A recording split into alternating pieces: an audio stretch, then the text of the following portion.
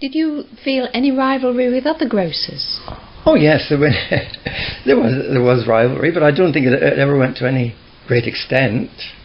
I mean, I don't think it was, as far as I can recall, there was no poaching of customers. I mean, if new people came, there was always a rush to try and get there first. Yes. Everybody had more or less their own regular customers, and some, of course, would go from shop to shop, get sort of bacon in one place and cooked meats in another, and Had preference. had preferences.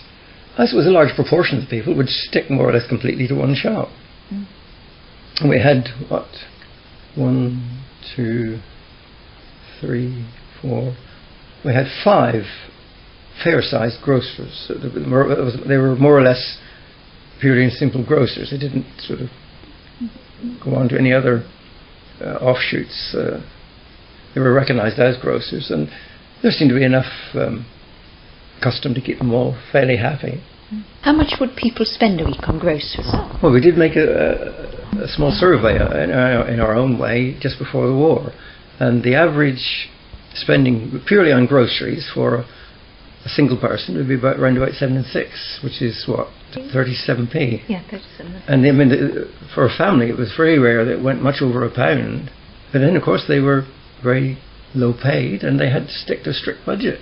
Things that are regarded as necessities nowadays were complete luxuries in those days. And I can remember people that were really on poor way. Perhaps they were working at the pottery and on short time. I can remember going into their houses. And mother, when the children came home from school, mother would say, "It's tea time, you can either have bread and jam or you can have bread and marge. You can't have both together."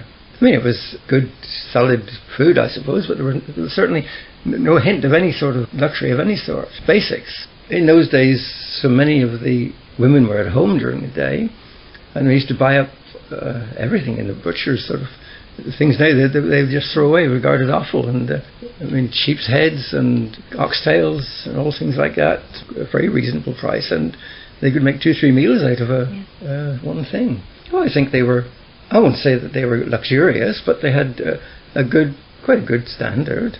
They probably only had fancy cakes once a week and that sort of thing. But a mother would bake a good fruit cake, and that would keep them going all week. Well, I think it may have been a bit monotonous perhaps, but in those days we regarded it as quite adequate.